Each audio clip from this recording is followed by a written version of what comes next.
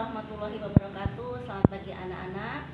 Jumpa kembali dengan mata pelajaran otomatisasi dan tata kelola keuangan. Materi pada pagi hari ini melanjutkan pada materi minggu yang kemarin ya. Sekarang kita memasuki minggu pertemuan yang ketiga, yaitu tentang pengumpulan bukti-bukti tanda pembayaran. Anak-anak, yang akan kita pelajari nanti adalah semua bukti-bukti pembayaran, baik penerimaan kas maupun pengeluaran kas. Jadi perhatikan dengan serius PPT dari Ibu. Silakan diperhatikan. Anak-anak, perhatikan materi berikut ya. Sekarang bukti transaksi merupakan bukti tertulis sebagai bentuk pertanggungjawaban atas terjadinya suatu transaksi. Kegunaannya apa? Bukti transaksi itu adalah sebagai sumber pencatatan pembukuan bagi suatu perusahaan. Kemudian manfaatnya, bukti transaksi ini menyediakan bukti tertulis atas transaksi yang telah dilaksanakan dan sekaligus untuk menghindari kemungkinan terjadinya sengketa di masa yang akan datang. Anak-anak, bukti-bukti transaksi baik penerimaan maupun pengeluaran ini nanti suatu saat bisa dijadikan bukti yang otentik apabila terjadi permasalahan. Bukti otentik ini artinya bukti yang benar-benar nyata dan tidak bisa disangkal lagi, karena ini adalah mempunyai legalitas hukum. Kemudian bukti transaksi ada dua macam. Yang pertama bukti transaksi intern, yang kedua bukti transaksi ekstern. Bukti transaksi intern ini adalah bukti yang khusus dibuat oleh dari dalam perusahaan itu sendiri ya. Misalnya bukti kas masuk, bukti kas keluar, dan memo. Kalau bukti transaksi ekstern ini adalah bukti pencatatan transaksi yang berhubungan dengan luar perusahaan kita. Apa itu? Misalnya kwitansi, faktur, nota konta, nota debit, nota kredit, cek, biliet giro, dan sebagainya. Anak-anak, untuk bukti-bukti ini kita sudah mempelajarinya di pertemuan yang kedua ya. Nah, sekarang pertemuan yang ketiga ini kita akan memberitahukan contoh-contoh dari bukti-bukti transaksi tersebut.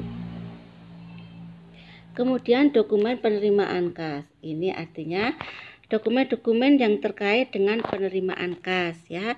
Ini setiap uang yang masuk atau dana yang masuk ke perusahaan, kita harus punya bukti-buktinya. Yang pertama adalah bukti penerimaan kas dibuat sendiri oleh perusahaan. Bukti ini merupakan penerimaan kas dari manapun sumbernya. Kemudian yang kedua adalah faktur atau nota penjualan tunai sebagai bukti pendukung bukti penerimaan kas yang berasal dari transaksi penjualan tunai. Oke ya, penjualan tunai itu artinya penjualan yang dilakukan secara kontan ya. Kemudian yang ketiga, daftar surat pemberitahuan dari debitur sebagai pendukung bukti penerimaan kas yang berasal dari penerimaan piutang. Nah, ini maksudnya piutang berarti kita meminjamkan uang kepada orang lain ya. Nah, di sini maksudnya pembeli itu memberikan surat sebagai bukti pendukung dari penerimaan uang kas kepada kita. Nomor 4 adalah surat pemberitahuan dari debitur sebagai pendukung bukti penerimaan kas yang berasal dari penerimaan piutang. Ini surat pemberitahuannya. Yang nomor 3 ini adalah daftar surat pemberitahuan begitu ya. Jadi daftarnya. Kemudian yang nomor 5, memo atau nota kredit dari bank sebagai pendukung bukti penerimaan kas yang berasal dari penerimaan piutang melalui transfer dana dari debitur.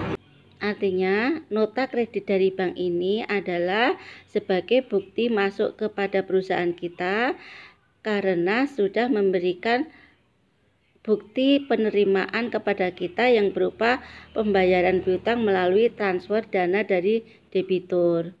Kemudian yang keenam, bukti setoran ke bank sebagai bukti pendukung yang digunakan untuk pengecekan jumlah data yang diterima dengan jumlah yang disetorkan ke bank. Jadi ini untuk mengecek ya, berapa jumlah yang dikeluarkan untuk setoran ke bank dengan jumlah uang kas kita. Kemudian yang C adalah dokumen penerimaan kas. Dokumen ini sebagai bukti atas peristiwa penerimaan uang kas yang telah dilengkapi dengan buktinya. Bukti kas masuk ini akan digunakan dalam proses penyusunan jurnal kas masuk atau jurnal penerimaan kas. Sekarang yang D adalah dokumen pengeluaran kas. Pengeluaran kas adalah suatu catatan yang dibuat untuk melaksanakan kegiatan pengeluaran baik dengan cek maupun dengan uang tunai yang digunakan untuk kegiatan umum perusahaan. Jadi ini nanti semua dokumen-dokumen uang keluar ya, dikumpulkan menjadi satu. Ini bukti-bukti transaksi, ada transaksi penerimaan kas meliputi bukti kas masuk, nota debit, memo, bukti kas keluar, bukti setoran bank.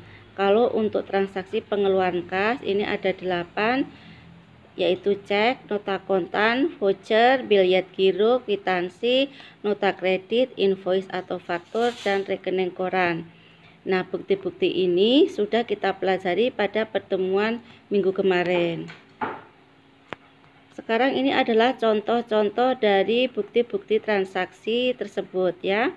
Ini invoice atau faktur merupakan perhitungan penjualan barang dan bukti penyerahan barang dagangan yang diperjualbelikan, dibuat oleh pihak penjual, disampaikan kepada pihak pembeli bersamaan dengan barang yang dibelinya. Ini kwitansi ya. Semuanya sudah Ibu jelaskan pada minggu kemarin. Kalian bisa mencatatnya dan melihat contoh-contohnya. Ini nota kontan. Ini nota kredit ya. Kalian masih ingat apa perbedaan nota kredit dengan nota debit ya?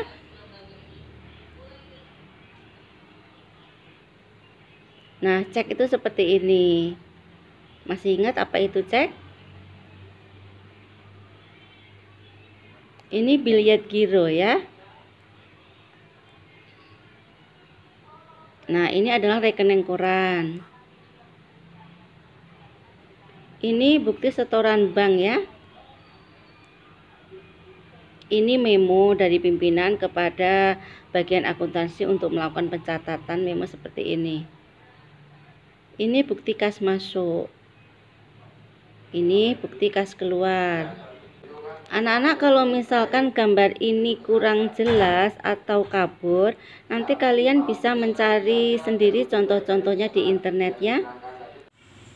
Demikian anak-anak PPT dari Ibu. Yang belum jelas boleh ditanyakan di grup WhatsApp pelajaran otomatisasi dan tata kelola keuangan.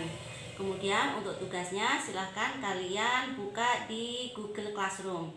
Ibu akhiri, assalamualaikum warahmatullahi wabarakatuh. Selamat pagi.